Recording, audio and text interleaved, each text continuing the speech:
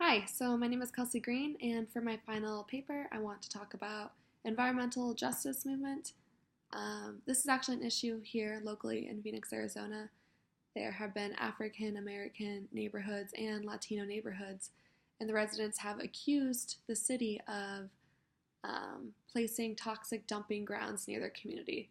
This is an example of environmental racism, and it's a civil rights violation. These residents argue that the city didn't even make the neighborhood aware of the local pollution or its potential dangers.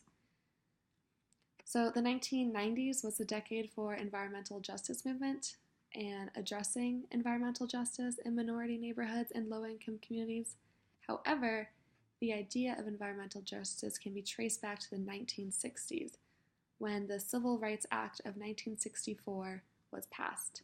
This act enforced programs to not be discriminatory towards minorities, and this also included federal environmental protection activities. So environmental injustice can be found throughout history. In a small rural town in California called Kettleman City, with a population of 1,100 residents, also is host to the biggest toxic waste dump west of Alabama. It was built in the 1970s without the knowledge or the consent of the local population. And they actually hid it behind hills, and it was ran by chemical waste management. It wasn't until the 1980s when the community discovered the wasteland due to the local paper. 95% of residents in Kettleman are Latino. They began to do their homework and discovered that chemical waste management was planning to install an incinerator to burn the toxic waste, and they even held a meeting and didn't tell the local residents.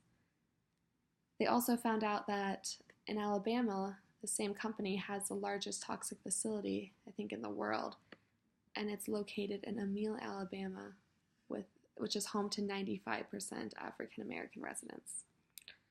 So for my paper, I will discuss injustices in environmental justice movement and its connections to the civil rights movement. I'll look deeply into cases like the Kettleman City one. I plan to discuss the history in more depth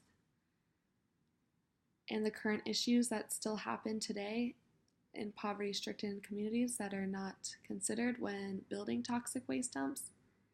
Environmental racism is a civil rights violation, and it's unjust, and it's harming local people and the environment, making it a sustainability challenge. I'm drawn to this topic because it's an example of how racism is embedded in our society in a hidden, less public way. This is not like a cop shooting an unarmed African American. Instead, this injustice is quietly polluting a local minority communities where families reside, and these communities aren't even made aware of the potential decisions from policymakers that can affect their health, their families, and their local environment. Thanks.